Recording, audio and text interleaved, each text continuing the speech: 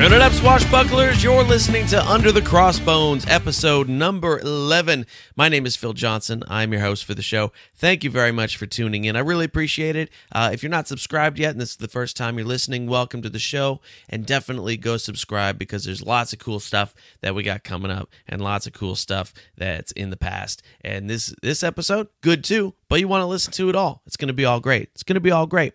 So, been an interesting, exciting, eventful week. If you've been following the landscaping escapades in the previous couple episodes, we're still landscaping. Spent the weekend again out there with the mulch and rocking. It doesn't look like a cardboard farm though. That's the good part. Now it looks like a mulchy thing with a river of blood in the middle of my front yard. It's really interesting. I'll put a picture in the show notes. Make sure you go to underthecrossbones.com to check out the show notes, and you can see the picture of my river of blood front yard. It's really interesting. I might put a little pirate ship in the river of blood. I think that would be fun if I can get it past my girlfriend. We'll find out.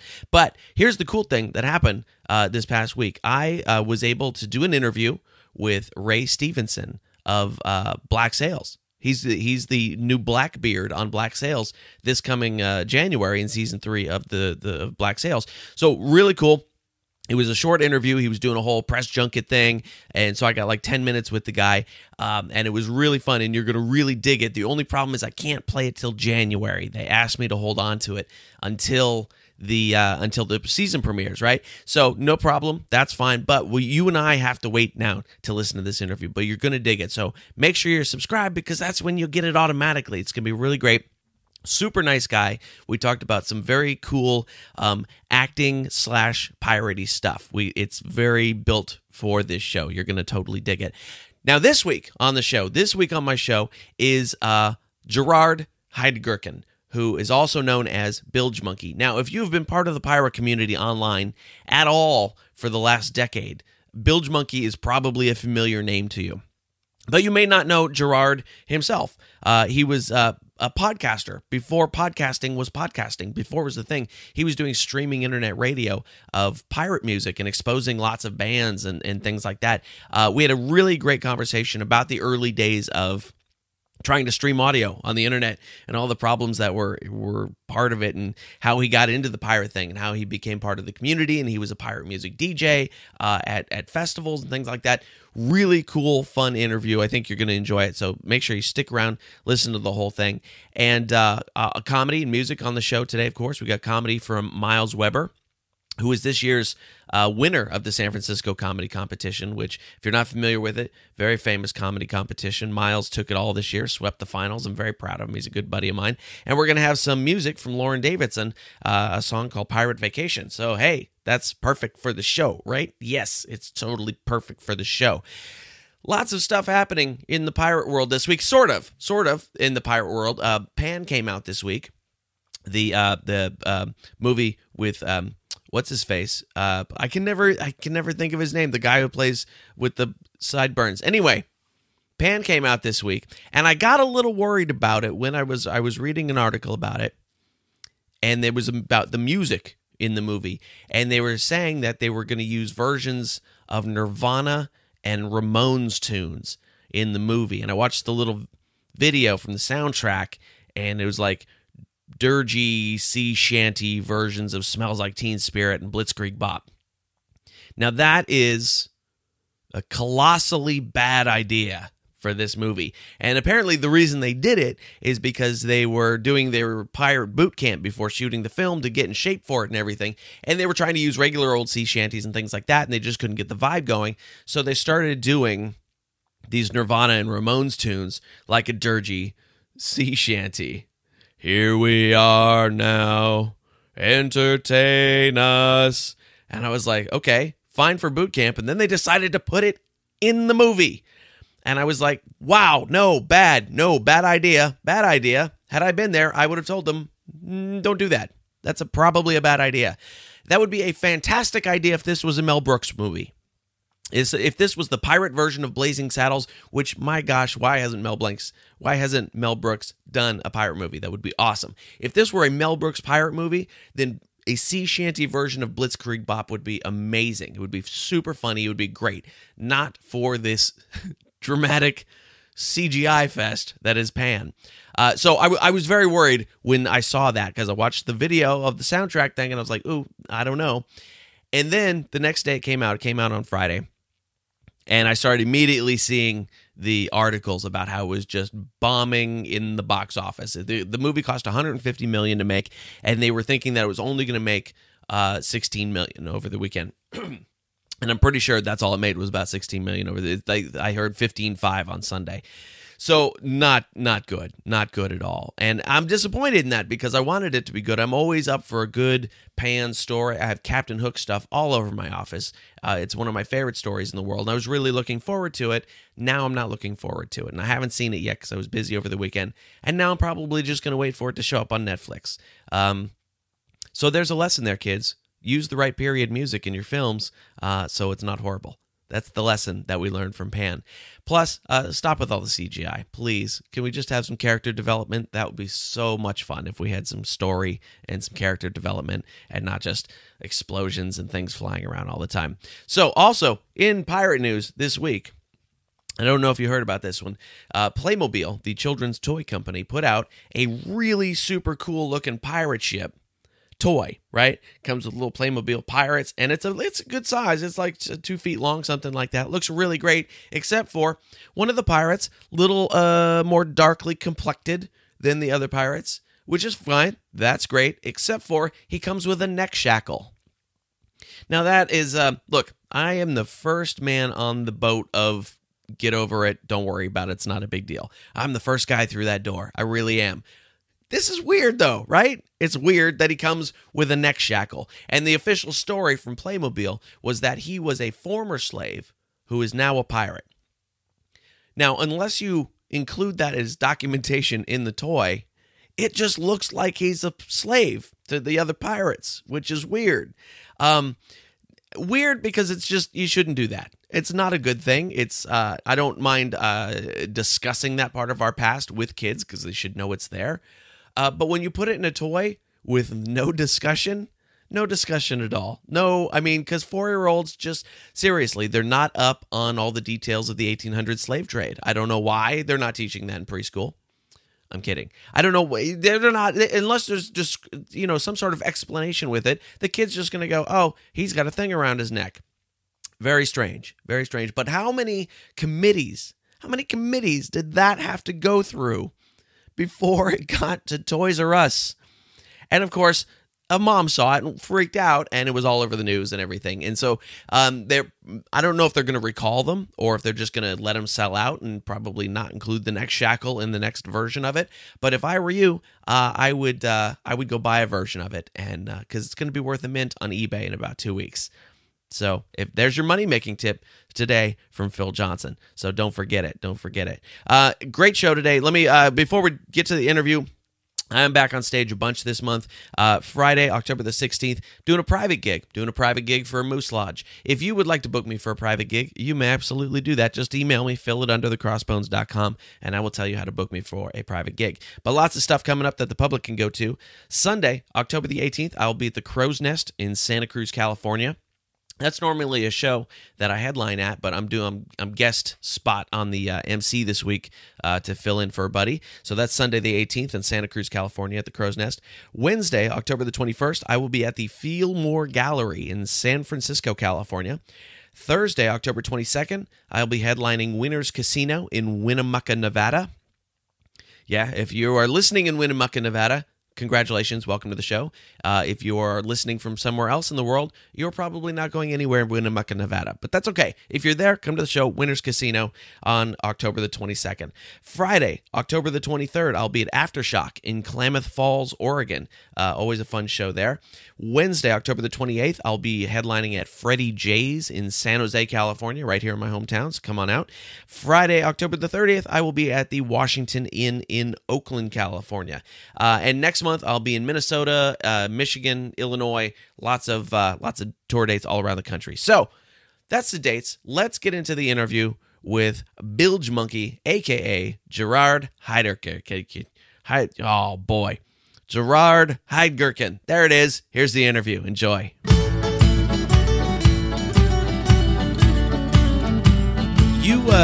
you have a long and storied past in the pirate community. When somebody asks you what you did, how do you explain it to them? I usually pretty much cut to the pirate DJing and the pirate podcast. I mean, it started before that with, what was basically a blog back before blogs even existed. It was just a website where I did news reviews and commentary on pirate things, which really started as just a weekend project to make a website on whatever theme was striking my interest that weekend, since social media wasn't really a thing yet. But then people started to send me stuff to review, pirate hats, pirate rum, pirate books. And it's like, oh, I can get pirate stuff. I just have to keep writing about it. And in that process, pirate music began to become a part of that. I would find there was pirate music out there. There's the stuff you would assume, such as movie soundtracks or, old Irish jigs. But then there was other stuff that I came to start in my own head thinking of as pirate core, which isn't my own term, but I don't know if all the music out there would be considered pirate core, but a lot of it would be, which is when it's a rock band doing pirate-themed rock music, or a rap band doing pirate-themed rap music, and metal, ska, jazz, rap. I already said rap, but everything. Right. And so I started to get quite a collection going. And then, it must have been around maybe 2006, 2007, Pirates of the Burning Sea was still in development, which was a pirate MMO. So kind of like World of Warcraft, but pirate-themed. And a lot of those online games have a sister online streaming radio station going along with them. And so they were looking to do a pirate-themed radio station. When I heard about this, I contacted them, not necessarily looking to be a part of it, but just to make sure they knew about all this great pirate music out there. Because looking at their initial plans, it looked like they were just going to play normal music and then during the breaks talk about what's happening in the world of Pirates of the Burning Sea. And it's like, you're doing a pirate radio station.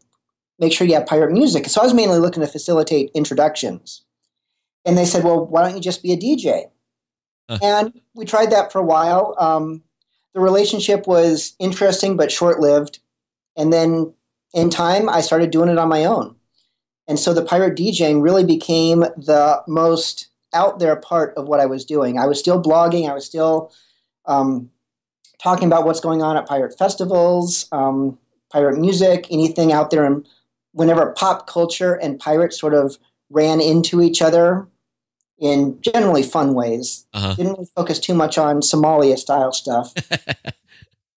Wasn't my thing. Right. But yeah, so then I'd be DJing on my own, I'd be podcasting on my own, and then festivals would start to ask me to come out and DJ at their festivals. So it just really got pulled into that direction as well.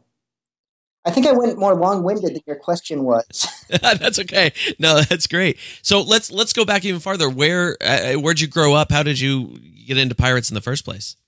I was a Navy brat, so Okay. I grew up a lot of places in the continental U.S., California, Florida, Rhode Island, Maine, Missouri. I think that sums up most of them. So I was all over the place growing up. And pirates growing up were just always, they were right there with cowboys and wizards and astronauts. It's what you want to do. Sure. I do remember one of my earlier memories was, I always think of it as my first pirate festival, although actually I think it was the Fernandina Shrimp Festival. It's where I had my first corn dog. Oh, well, that's a landmark right there. That's right. That's right. Corn dogs are one of my favorite things in the world. Yes. Absolutely. Anyway, so they had pirates running around who are kidnapping people for charity. So they lock you up and you got to pay money to get out for charity. But so that's one of my earlier pirate memories, along with, because of the places we live, Disney World and Disneyland were frequent places to visit. So, of course, Pirates of the Caribbean ride was a big part of that. I really think the Pirates of the Caribbean ride, which I think a lot of people in my generation, that was kind of the seminal pirate moment that started that lifelong love affair, if they have one. For me too, yeah. And then what kind of kept that going throughout high school was I discovered Monkey Island. Okay, yeah. Which I don't know if you're familiar with. It sounds like you are familiar with those games. Vaguely, yeah, I am. Yeah, it was. I mean, I played Sid Meier's Pirates, which I love that also. But that was the first time that I played a game that wasn't about pirates, but rather it was about a love of pirates, which gives it that different tone. It makes it this different kind of relatable. And when they put pirate stuff where it didn't even belong, when you like wander into a shop in game where, they just have a stack of cheesy pirate hats, it just merged that cheesy gift shop side of pirate love with the broader movie loving side and the just actual pirate. It was just this fun, not taking itself too seriously conglomeration of it all, which I think that definitely played a lot into my own take on pirate stuff when I started actually make it my own thing, because it was always about not taking it too seriously, but also taking it seriously enough to want to do something interesting, want to do something right, want to do something that breaks cliches and goes beyond just every joke in the world that ends in R as the punchline, or right. everybody stealing their names as derivations of something you already saw in Pirates of the Caribbean. Yes. Yeah. Well, that's really interesting. I mean, we came up from a very similar place. I was more of a Sid Meier's guy than a Monkey Island guy, but I think you probably are about the same age as me, I expect. And so, yeah, we came up from very similar backgrounds in that way. And so you came in and you were doing the music part of it really started with the online gaming, right? Oh, as far as the Pirates of the Burning Sea, that was really what started it from me doing something with it, right? Beyond just reviewing. I mean, I was a fan of pirate music that I discovered. I had quite a collection going. I guess some of it would go back even, back in high school, we lived in Maine, and I would hear sea shanty bands like Schooner Fair, and, which would sometimes have a little nod to piratiness, but not much of one. And so then, when I started to find that there was actually pirate music, whether it was traditional sounding or rock and roll sounding or anything in between. So I had the collection going, and then it was really Pirates of the Burning Sea coming along and asking me to DJ with Yar Radio that got the whole me doing something as a DJ. It wasn't something that I had never wanted to DJ. It was never something I would have thought to do. And the DJing online was a lot of fun. It was almost more like NPR for pirates probably than, the rowdy roaring, because, I would talk between songs, talk about who this band was, who that band was. Would get more interesting the more rum I had during the show. Almost always I did drink on the air little by little. I feel like there's a fresh R joke in there somewhere. One of those horrible jokes right there. Yep, could be. I think that answered your question. Yeah. So when you finished with the game, you said you took it off on your own. So it essentially became a podcast nearly before podcasting existed, right? I mean, that was very early on. It really was.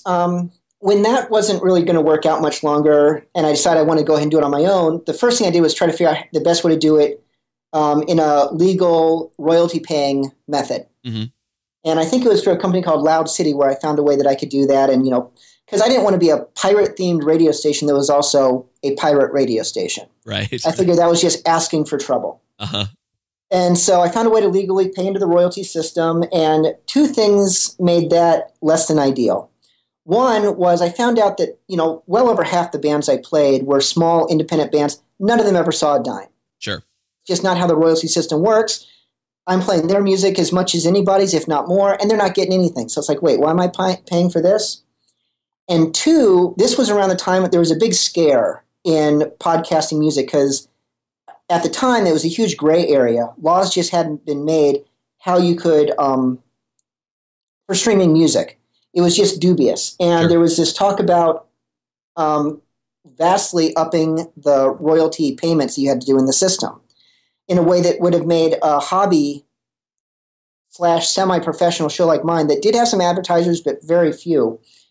It would have made it just way too expensive to keep it going. And so that's when I decided to go fully ethically rogue, if you will.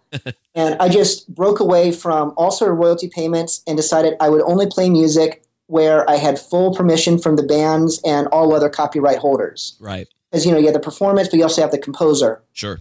Which is tricky in itself, because there's an awful lot of songs that people think are traditional that were made in the 50s or 60s and are still under royalty. So I made a big project in researching all this music, finding out who owned it, and getting in contact with the bands, most bands were completely on board. There was very few that I didn't even bother to contact. Like anything owned by Disney, I just didn't even bother. Right. So Pirates of the Caribbean soundtracks were a loss.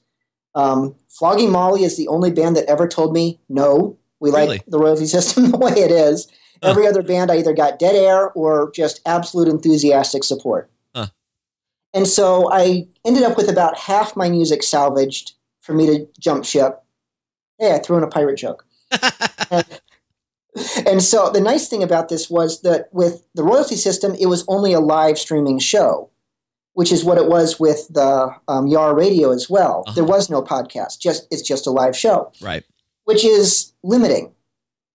So I built into the agreements with all these bands that I could also do the podcast. And that was a huge turning point for the show because it just freed people to be able to listen to it at their leisure.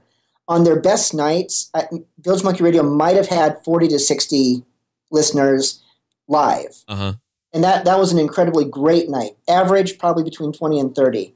But I could easily have 30,000 downloads. Right. So it was just night and day. So the podcast really is what gave it a whole new lease on life.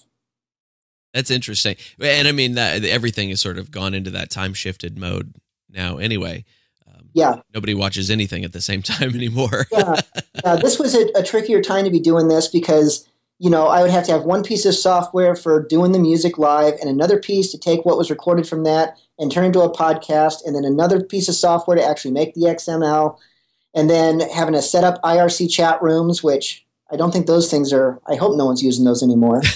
To have that live engagement going on with the audience during the live show.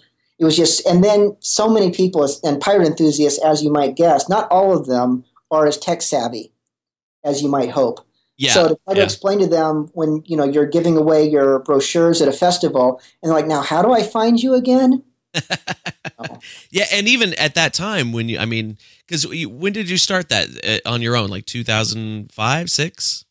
The podcasting would have been a little bit later than that, maybe 2007 or 8. Okay, so at that time, nobody even knows what that is practically, let alone how to. And we didn't have. Cell phones were not as modern as they are now, and things like that. So yeah, it was It's amazing that you had an audience that large and found enough people who knew how to do it. Yeah, I was very lucky. And so how long did the podcast / live stream show last? Let's see. I think it was about 4 years. We hit, I think a total podcast, I think I had 216 episodes with another 42 that were just live before I did the podcast. And then a handful that were YAR radio. So if you figure, mostly this show was once a week. Now and then there was a week skipped. And there was a bit of a gap between YAR radio and the regular show. So it was several years. That's great. What made you put it to bed? Well, my computer was starting to die on me, and which early on I had so many technical issues. You have buffering issues, you have bandwidth issues, you call your internet service provider and they're saying, well, it's not our problem. And it's like, yeah, it is. All the tests I'm doing are showing that you're the one who's dropping my show, and you got to convince them to deal with this stuff. And it's a headache. It is an absolute headache. And so, but, early on, I toughed through it. I fought it, and, you kept fighting through. Even when the show would fall on dead air and everyone in the chat room was like, where's the show? You fight through it. You do that for a few years, and then, maybe you're not ready to fight anymore when your computer starts to go and you got to rebuild everything. And some of it was, I thrive on new things. I think that I actually read an article the other day about problems that military brats face later in life.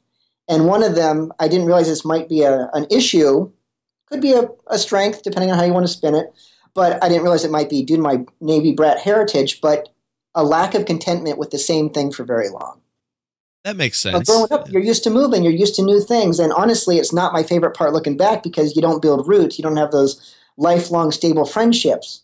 On the other hand, I do get bored with things in time. I'm not someone who can go to Ren Fair, every weekend throughout an entire summer and thrive on that. Maybe once a summer. But I go once a year. It's still mostly the same show as it was the year before. And, my show, I would fight to keep it fresh for myself. And there were new bands coming out there, especially in the years following the Pirates of the Caribbean movies. There were new bands cropping up. There was always ways to keep it fresh. But that could only go so far because it's not like, well, geez, even normal music that regular people listen to, you hear the same thing. I've been hearing, Bitch Better Have My Money for, I think, since January. Yeah. Like, how are we still playing this same song? And it's now August. It's right. like, and I still hear it every time I hop in the car. Is there nothing new out there? And so I'd start to have that feeling. So in response to that, I would try doing other things within the show. I had one episode, well, actually, to my shame, my 100th episode, my 100th podcast, I did something that to me seemed funny. In hindsight, it was probably disrespectful of what my fans would have wanted. Because what I want to do something different. I should have kept it simple. It should have just been a tribute to pirate music and here's to a great show and here's to a great another 100. I should have kept it simple. Instead, I pre-wrote and pre-recorded German World War I soldiers invading my studio while I was on the air.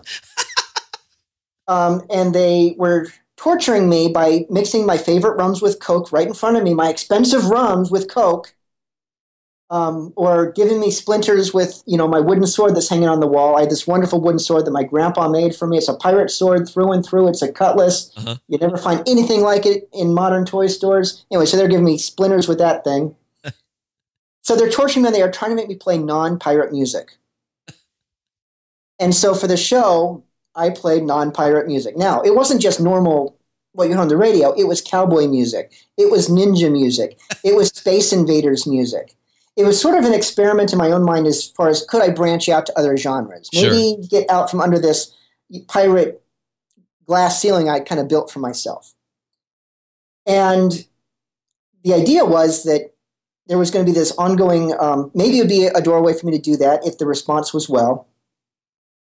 The response was well for the first half of the show, and then the troops in the chat room were starting to get restless.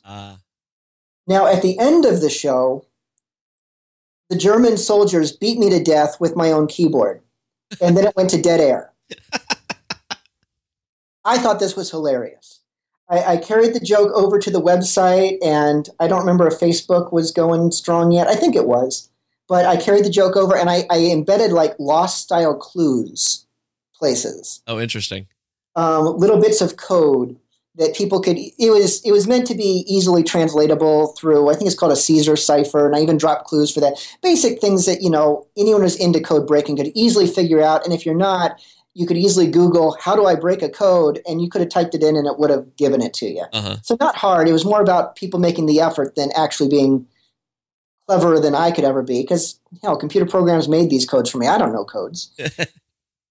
So the second episode in this sad trilogy was me being cloned back from my teeth, but my DNA had been accidentally mixed with other genres. So it was still an effort to keep that going. By this time, I realized that it was not going to happen. My audience was not liking the idea of non-pirate music. Uh-huh. And so I decided to give in and, okay, fine, we're gonna go back with this pirate thing. So the last episode was back to normal without explanation. But then embedded within breaks were some William Statner-style recording, like captain's logs of my, what's the word I'm looking for? My redemption, if you will. As I traveled the country looking for how to cure myself of this mixed DNA that had actually declared war on itself. The ninja DNA is at war with the pirate DNA, and the Klingon DNA had committed ritualistic suicide already. And so basically I started these early captain's logs. I tried to sound very ill. And I find the Hobo King, and I talk to Elvis and set this whole concept that he too had to fight mixed DNA, and how did he move on from this? I found some really talented voice actors who were willing to work for free pirate hats. Uh-huh. And it was a lot of fun for me doing those things, but they're very time consuming. Oh, I'm sure. Yeah. But so that was my first great foray into really breaking the mold from one of my regular shows.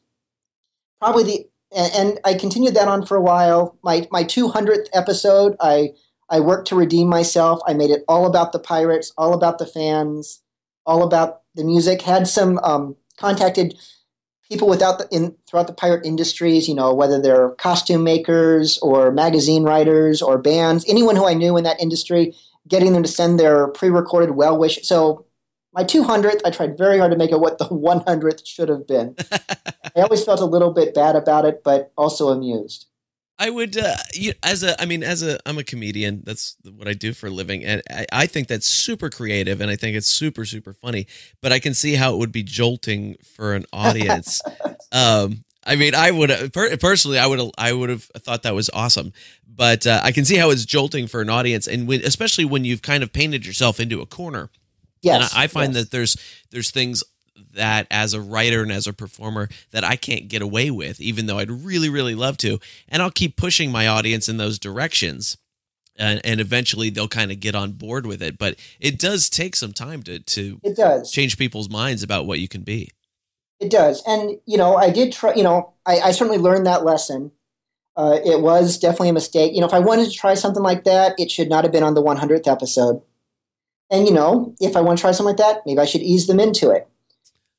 One thing I tried later was just to find other ways of kind of breaking the pirate mold while staying piratey. One of my episodes was, quote unquote, accidentally broadcast through a wormhole in the space-time continuum from like 20,000 years in the future. It was my 100,000th episode. And I had fake commercials built in where, like commercials from DuPont who had been keeping me alive all this time against my will, as much as I begged for death. I make a lot of references to Emperor Paul Rubens. There's commercials for Pirates of the Caribbean, the television show, and it sounds like the worst television show. It's like, how did it go? It's like, Captain Jack's roommate, Mad Davy Flint, needs a ride to traffic court. Just overdone, completely run to the ground, But which I think they're kind of getting that way anyways. Yeah. But yeah, so it was a lot of fun. I contacted some pirate bands who wrote and produced songs that they imagined futuristic pirate music would sound like. So I stayed within the pirate genre, but very much broke it up. And, the extra little kicker for fun for me was reminiscing about the early days of BilgeMunky Radio and talking about some of my earliest fans and how they met their eventual demise. So I'm sitting here, people in the chat room, and I'm sitting here reminiscing about their future death. And it's, all of them are, really weird. Like one of them never did die. She ended up like becoming queen of the mole people. Others, some sort of sadomasochistic ritual that went wrong, stuff like that. But it was a lot of fun for me, but I felt that with my fans, it was diminishing returns. And I love my fans. They were great. They kept me afloat. But I knew I was wanting to expand, to do other things. And the more effort I made to make the show fresh for myself, I felt the less they enjoyed it. And that really became, as I was starting to have that feeling, I was getting bored with doing the same thing. And the more I tried to do something new, the less it was doing for me. And then the computer issues were starting to happen. It was time to upgrade. I was working in an industry where I needed to switch from a PC to a Mac, which meant I would have had to reinvent everything from a software perspective. And that's kind of when I just kind of said, I think I'm done with this. The one thing I'm sad about is that there was never really a proper send-off episode because I knew the computer was going bad, so I'd take a break, and the decision was made during the break. So I kind of left them hanging. I feel bad about that as well. I'm just the worst person when it comes to treating my fans well. I betrayed them on my 100th. It doesn't sound like that at all, really. I think you just left them with a Sopranos-style ending is all. There you go. They just go, what happened to him? Did he leave? Is he still there? I've occasionally thought about doing like a Twilight Zone, the search for BilgeMunky. Because I haven't even talked about the BilgeMunky adventures. There were 3 episodes we did that were built. They were like 10-minute segments built into regular shows that were pre-made old Adventure Time / comedy radio shows of, and I play myself doing my worst pirate accent. And my pirate voice is dreadful. I've never been proud of it. Anyway, so try and do that. And I had some much more talented people working with me to play other characters. And it was a lot of fun doing that. And I kind of thought about what if I kind of reinvented that, but without myself in it. It's like the search for Spock, except it's the search for BilgeMunky, or maybe BilgeMunky's Christmas Miracle, or I don't know what it would be. It'd have to be something over the top cheesy. That all sounds fantastic to me. That all sounds just wonderful. So, I mean, the show was over in 2012. Is that what I read? That sounds about right. Yeah. Okay. So, I mean, even in the last few years, podcasting and things like that have become way simpler to pull off, because otherwise I wouldn't know how to do it. And have you ever thought about, coming back, not necessarily even with the same show, but sort of reinventing as sort of that storytelling type of show that are very popular now? I have thought about it, not in great detail, but just in little passing ideas. And, I thought about what if I redid it, but more in a talk and commentary format about whatever's going on in the pirate world from that perspective, or like you suggested, the more storytelling based thing. Right now, I went from, during the time that I was most involved in the BilgeMunky stuff, it was a part-time job for me, flying around the country, doing different pirate festivals, or just sitting at home scouring the internet for pirate music and all that. And, I was, when it started, I was a house dad, and, between repairing the house, which is an old Victorian that needs infinite work, sure, and my wife was gainfully employed and very understanding that I had such an immersive hobby / part-time job. But so I was able to really focus on it. And, more recently, I decided to try my foot in the grown-up world, which, that takes a lot of effort too. Sure, it does. So only evenings and weekends do I want that immersive of a project. And right. Then if he hears this, he might be sad, or maybe he'll be okay with it. But anyways, either way, I recently learned that one of my listeners, one of the Monkey Knife Fighters, as we called the hardcore chat room fans, decided to take it upon himself to do a show that was very much in the same spirit. And yeah, what you were saying as far as technology's come a long ways, I'm a little envious of how it looks like there's kind of turnkey stuff out there that lets you make it happen. There were other people who listened to the show and always would ask, it's like, hey, would you mind if I took over and did my own take on BilgeMunky Radio? And I'd always be like, absolutely, I would support that. And they'd say, great, how do I do that? No, you go do it. I will endorse it. Maybe I'll tune in now and then. I'll tell people to, you go do it. Do it with my blessings, but you go do it. And they never would. Yeah. But this guy just did it. And I only found out he's only been doing it for maybe 2 or 3 months now. Okay. But he's off to a really great start. And it's got its own built-in chat room and its built-in podcast. And it's, he's been contacting bands. And he even has a built-in system for that. I had to drop my own contracts and look up these people's addresses. And they got a thing where you email the band can upload the music and sign off right on. It's great. But the thing is that suddenly there's like kind of a spiritual successor in play. And for me, that was very freeing, because now and then I still get contacts from people via email saying, oh, I just found your show. I love all the podcasts. Please, please, please tell me you're coming back. And it's flattering, but it's also heartbreaking, because I don't think I'm ever coming back. At least definitely not in that way. And now I have someplace I can send them.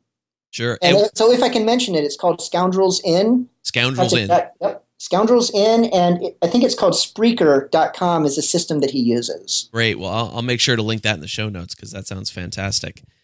That'll be great. And so what are you doing now? What do you do these days? I turned to the dark side, and I'm in advertising. It's a conceptual copywriter position, which I absolutely love it, because this isn't writing the backs of aspirin bottles. This is hey, we want to do something crazy. What can it be? And more times than not, it's too crazy for them, or it's out of their budget, and we end up just having to do some clever headlines. That's the nature of the business. But the shop I'm at, they value creativity. They value thinking outside the box. And so I get to take all that creative energy I had and spread it in all kinds of different directions, which is exactly what I was hoping for. It was hard to get into that industry. I was actually spending the last maybe 2 to 3 years trying, and it finally happened for me early this year. That's great. That's fantastic. And that's with Jigsaw, right? Yes. Yeah, which is a fairly substantial agency, if I know my agencies at all. They do substantial work, but they're a smaller agency. Even in Milwaukee, we're maybe 25 people. Uh-huh. So, which is nice though, because it's not like one of these conglomerates where they have 4 or 5 different headquarters all over the globe. I work directly with 2 creative directors all the time, and they're fantastic, brilliant people to learn from, and I have access to the creative minds in a way that I wouldn't at a huge agency. Mm-hmm. That's great. And I don't know a lot about advertising agencies, but it is a name I'm familiar with. So, I mean, what have you worked on recently that we might know? A lot of our stuff is healthcare. Okay. So, Wheaton Franciscan, and then also Visit Milwaukee. And let's see, have done some work on some feminine hygiene products. Always fun. As well as psoriasis products. So maybe not the sexiest stuff exactly, but honestly, I think that's where sometimes the most fun is to be had. Oh, sure. Yeah, to figure out a way to make all that stuff interesting and palatable. Yep. So unfortunately, what's funny is, while I've worked with things that are like partners to Harley Davidson, so that becomes part of the advertising campaign, but that's not exactly who we're advertising. Instead we're advertising like Milwaukee. Sure. So it's been interesting working alongside some of those huge brands that you'd be familiar with. But as yet, and I'm only a few months into this, but as yet I haven't hit, I can't show you that Coke ad that I've done. And some of my favorite ideas that everyone loves have unfortunately been put on ice because, that's the way things work sometimes. Sure. And if they happen, I'll be excited to call you up and say, yeah, see that? I did that. But well, sadly, I got to keep them under wraps right now. Yeah, well, that's really cool that you get to do the blue sky thinking and things like that, because that's going to keep your creative edge going. Absolutely. Oh, and I have done some ads that have been on Pandora. So anyone in the Chicago area, if you've heard ads this past summer trying to get you to come up to Milwaukee, those might have been written by me. Ah, nice. There's a good chance that the voice in those commercials could be my brother, because he does a lot of those. Really? Yeah. I was there to help direct the recording session, so I don't remember who we went with, but I have the name written down somewhere. You have to email me and let me know. Yeah, I will. Yeah, my brother does a lot of Pandora commercials. That's actually funny. Where's your brother out of? He's out of Los Angeles. This guy was out of Los Angeles. Oh, interesting. His name's Ryan Johnson. So I'll have to look that up. Let me write that down because that would be the smallest world on the planet. Right. That's very funny.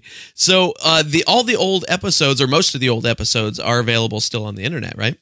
Yes, all the ones that were podcast are still available through iTunes, and I'm sure they're elsewhere. Because it's funny because I don't even have to set up a directory. Other podcast systems seem to just find that stuff. Uh-huh. And I tried to write down podcast instead of your brother's name. Just email me that stuff later. I will. I was trying to take a note of it. I'm thinking too many things at once.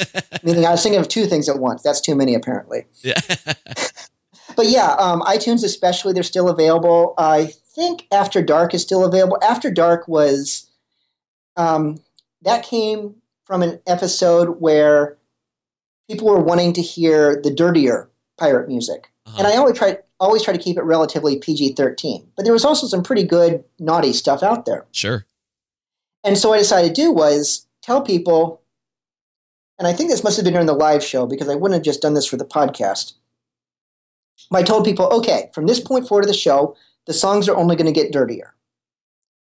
So we'll start tame, and when you decide that, this is too much for me, bail out because you're not going to miss anything that you're going to miss. And so it started pretty tame and some double entendres to ones that are just absolutely out there, disgustingly raunchy. Uh-huh. And so then from that point, we started doing something called BilgeMunky After Dark, which was an end segment of the show. So basically, we would have the show, and then we would finish the show, do the conclusion, and then it would actually, after 5 minutes or so of dead air, well, actually it wasn't dead air. I had this little robot voice saying, BilgeMunky is off the air, go away, or something like, no, it was something about bleeding pelicans.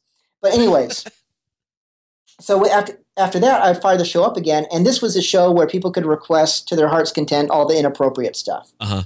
And so then that became a separate podcast called BilgeMunky After Dark. And I think those are still available also, but they don't show up in searches as much. And I've considered pulling them just because I work with Lego League and some younger kids, and they're like, "Oh, we heard you did this thing," and I don't want them to find the wrong one. Oh, sure, yeah. But at the same time, I like leaving the stuff out there for posterity. Right. Oh, the internet is forever. That it is. Yeah, I'm definitely not looking to try to wipe their existence. I'm sure that would be an effort in futility. Yeah. Well, that's great. And you still have the blog as well, the BilgeMunky.com blog, where you're doing sort of piratey things here and there. And I saw some reviews on there and some gambling tips, which I thought was interesting. I'll tell you the story behind that in a minute. But okay. So yeah, the BilgeMunky.com, it was always piratey stuff. I mean, its first two incarnations were back before blogging was something I knew anything about. So I had to hard code every damn review. Which, boy, that was a pain in the butt. Sure. And so then when I switched it to a blog, that was so freeing. And all of a sudden people could interact with me, which was nice because I've seen other people try to start blogs and there's that painful time when they want to see people commenting and talking and no one does. And I went through all those tough years when no one could comment. So by the time I started up a system where they could comment, they were there and all of a sudden participating. I'm like, oh my God, people like me, or at least my writing. And so, there was conversation going on. It was the neatest thing. But then towards the end, when I was starting to kind of burn out on pirate stuff, I didn't want to know what I want to do with it. And then probably late last year, I started toying with the idea, if I could make it kind of for who I am now, while not completely flushing all the pirate folks, again, that lesson of my 100th episode. And just see what would happen if I started just mix it up a little bit. I'll still review pirate stuff now and then, but maybe I'll review Japanese whiskey. No, it's not rum. No, it's not piratey, but I'm kind of digging it. I want to write about it. Okay, fine. And so I found a way to kind of change the theme to where it still pays tribute to that pirate stuff, but doesn't look overtly piratey. Right. But with finally getting work and stuff, I haven't spent the time on it that I thought I might. I get to be creative all day long at work. Honestly, sometimes I just want to shut that part off. And so I haven't given up on it, but I'm honestly not doing anything with it either. It's probably like most people's gym memberships. I keep paying my dues, and someday I'm going to do this. Right. But, just today is not that day. Yeah. The gambling tips was, I'm not ashamed to say, I used to try to keep my advertising on the site very pure. It had to be pirate stuff. I dealt with who the advertisers were, and that was that. And now and then I get people who are looking to offer me not insignificant amounts of money to do, what's the word? Paid content. So I still have to write it. Oh, but sure. They just tell me who needs to be linked in it. And so these days, it takes me 2 hours tops. If I visit their site and I don't get a virus from it, I don't feel like it's a total disservice to my existence as a human being. It's like, okay, fine. You got online gambling. You want me to write about your online gambling? If I can make it fun and put in my voice and you want to pay me to do it, let's do it. Yeah. So that's my giving into a little bit of a mercenary mindset. And when I read that post, I was like, oh, I wonder, it looked like a paid post of some sort, but it was still an entertaining read by all means. I don't want to give people the impression that it was, some weird, mass generated spam content of some sort, because it definitely wasn't. I particularly enjoyed the running into Paris Hilton story that you included in there. That was a true story too. I will say that it's only been like maybe 2 paid posts that you'll find if you dig deeply enough on there, that being one of them. And the other, I think, might have been also some kind of online gambling. Or something. They've never told me what to write. They're just like, here's what we want you to link. Could you somehow write an article where it's relevant? That seems reasonably ethical on their part, I think. Sure. Yeah, absolutely. Well, there's plenty of stuff on the site definitely to read. And is that where, because you had the old shows listed in there too, I think, right? So they are still in there. They're a little harder to find. I haven't spent as much time playing with the navigation. It's kind of sad. I've wondered if I should actually I probably should just split the 2 in half and go back to the old design and let the old BilgeMunky be, because it was much more searchable for, if you're looking for the pirate stuff, here's how you find the pirate stuff. So trying to balance keeping that functionality while also not scaring people away from the new stuff, or rather scaring away anyone who's coming for the new stuff. Like, here's some funny pairs of I did this one review. It was my effort at, I think I called it a review a narrative. And I combined 3 products. One was what I call a stabbing flashlight. It's a flashlight, has barbs on it, and it's like serious, like 500 lumen or something. It will blind people. So it's meant for defense. And it was a pair of fun, fancy shoes. My wife is a huge shoe fan, and some of that is rubbed off on me. I don't have a huge guy shoe collection, but I have a couple little, wow, those are some killer. So these guys have like these crazy graffiti-style fish painted on them. Okay. So that was the third item, or second item. And the third one, which I think I already mentioned today, was this Japanese whiskey. Right.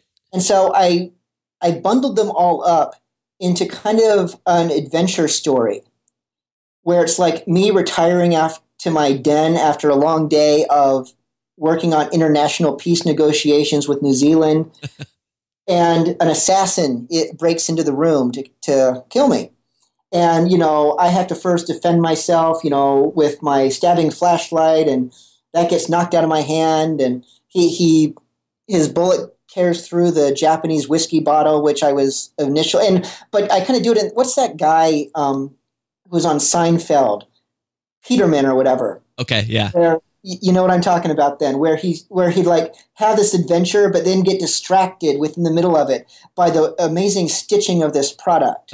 Yeah. So it was that kind of a review. But so again, diminishing returns. I think that my heart's not really in the doing these reviews and the BilgeMunky stuff. And so the ways that I try to make it different, maybe I'm just better off being different outside of the BilgeMunky stratosphere, where it's, blue water and I can just do what I want to do. Sure. And anywhere you can flex those creative muscles is always the best place to be. That's what I do too. It's like, if I can't do it here, I'm going to do it somewhere else and just kind of roll with it and see where I can be useful. So that's great. I will make sure to link the BilgeMunky.com in the show notes. And that's great. Yeah. And Munky, Munky, not exactly. Not spelled the dictionary way. Okay. The other way would direct. I was prepared for that. Oh, good. Thinking ahead. Well, Gerard, this has been super fun. I'm really glad we got a chance to talk. Yeah, me too. This was a lot of fun. Thank you. You bet. Thank you. And I'll let you know as soon as the episode's up. Yeah. And like I said, email your brother's information, because if that is who I work with, it's too funny. If it's not, you know who he works through? I don't actually. No. Huh. I'm not sure. I could find out. Has he done a Pandora Chicago ad in past years? Do you know? He may have. Or Milwaukee, rather. Yeah, he may have. I'm not sure. He does all sorts of different ads for them, so I'm not sure. Oh, even without his name, I know how we can figure out. Where are you guys from? He's in Los Angeles. But no, where you're from? Oh, no, we're both from San Jose. Oh, probably not him then. Oh, okay. This guy, you would never know it except during one of the, what was it, tours, like going on a tour, like a 3-hour tour. He pronounced it Tars. And we found out that his roots were actually like Brooklyn or something. Oh, okay. Yeah, no, we're California boys. A very odd pronunciation from someone who otherwise had no dialect of any particular, so we had to kind of coach him on how to say tours. Oh, that's interesting. But that sounds like that's probably not your brother. Probably not my brother then. No, maybe in the future. Maybe. We do a lot of work with people in LA, so could be. That's great. Well, this was super fun, man. Yeah, it was. Thanks a lot. And yeah, let me know if you have any follow-up questions or when you get this thing posted. Will do. Cool, all right, man. Thanks a lot. Have a great day. You too. I'll talk to you soon. Bye. And there it is, friends. That was my interview with Gerard Heidgerken of BilgeMunky.com. And that is Bilge, spelled like Bilge, Munky, spelled with a U, like monkey, but not monkey, like monkey from that band, Korn, like Monkey from Korn, but he's not Monkey from Korn. Anyway, rambling now. BilgeMunky, MUNKY.com. Make sure you go there. We also talked about ScoundrelsIn.com. And so they're playing a bunch of cool pirate music over there. Definitely go check them out. All right, let's get into some comedy. The comedy today is from my pal Myles Weber, who we've been friends for years, and Myles just won the San Francisco Comedy Competition, which is a competition that So many people. It's been going on for decades. Robin Williams was in it back in the day. Jake Johansson, Margaret Cho. Everybody did this competition, and Myles won it this year, which is fantastic. I did it in 2007, and I was so ridiculously bad. But that's because I wasn't ready yet, and I haven't had a chance to go back and do it again because I've been doing other things. But that'll happen sometime soon. So, comedy from Myles Weber. You can check him out at MylesWeber.com. Be sure to do that. He's a really talented guy. And our music today is a song called Pirate Vacation by my friend Loren Davidson, who I have known for even longer. I think I've probably known Loren for 15 years, probably at this point. Great guy, based out of Florida these days, very much in the Parrothead community, very tropical guy, always in a Hawaiian shirt, a lovable dude. So, here we go. We're going to hear some comedy from Miles Davis. No, we're not going to hear comedy from Miles Davis. That would be ridiculous. He had no sense of humor. We're going to hear comedy from Myles Weber and then Pirate Vacation from Loren Davidson. Enjoy. We get a dog. That's our next big step into being adults. You guys got dogs here? Anybody got dogs? Who's got a big dog? Anybody got a big dog? You got a big dog? What kind of dog do you have? A pit bull. How safe do you feel? Not very safe with a pit bull. Okay. At least that you have a pit bull, people will be like, that's an intimidating dog, that's big enough, then they won't do anything to you. I have a 3-legged pug named Taz. That's a letter for each leg still attached to him. We're hoping we never have to call him Mr. T. It's gonna be a sad day. But he will rock a mohawk with his underbite. Oh my god. And he's so messed up looking because pugs look like they got kidnapped, and now their kidnappers are having a really loud fight right in front of the pug, you know, just that.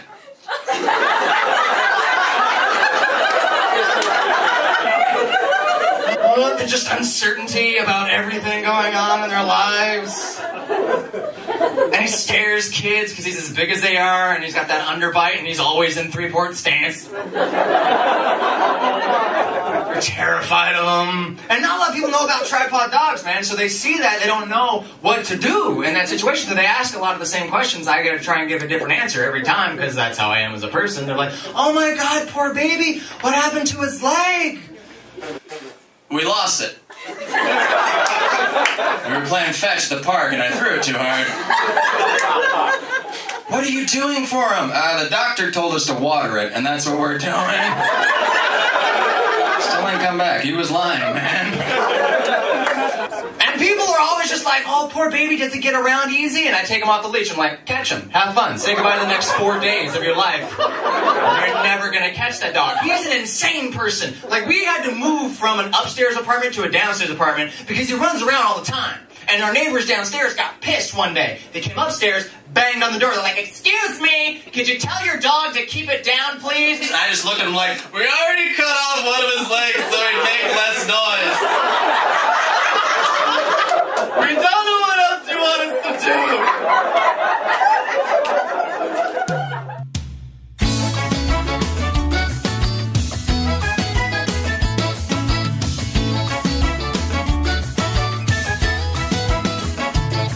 Have you had enough of working late? Traffic jams and bailed out banks, clueless bosses, lazy clerks. Let's make those beggars walk the plank. Tired of telemarketers full of phony promise. Send them off to David Jones. Sharks would be more honest. Stressing and depressing about your daily grind. How about freebooting in your leisure time? Are you ready for a little R&R? Dreaming of a little R&R. Looking for a little R&R. Are you ready for a pirate vacation? Are you ready for a little R&R? Dreaming of a little R&R. Looking for a little R&R. Are you ready for a pirate vacation?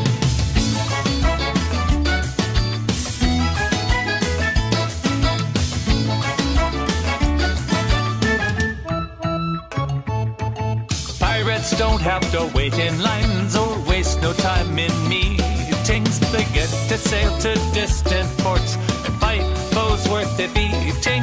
If someone tries to take your pay against your wishes, you can cut him stem to stern and feed him to the fishes.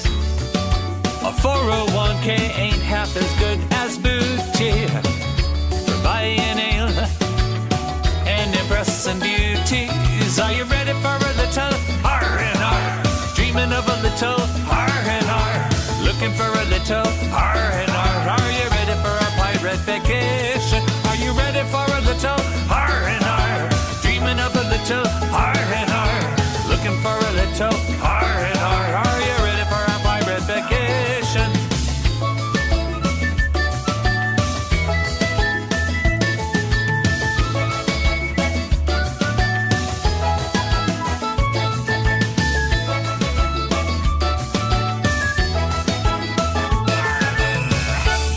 So lose your heels and business suits.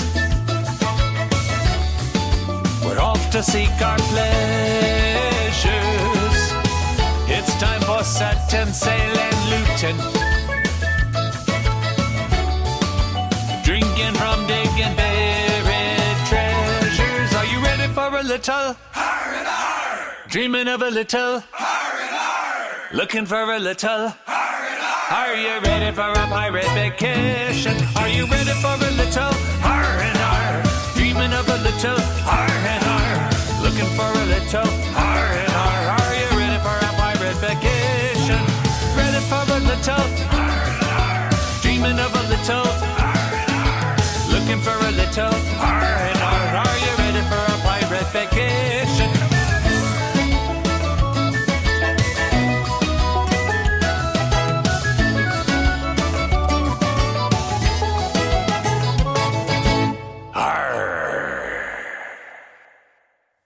Thank you again for listening, friends. This has been Under the Crossbones. Come back, a new episode every Tuesday.